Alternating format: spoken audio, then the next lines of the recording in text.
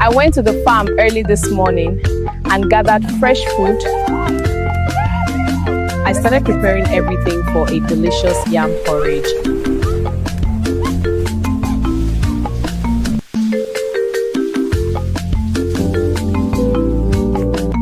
Nothing beats a hot meal after a long day. Moments like this make all the hard work worth it. Fresh from the farm.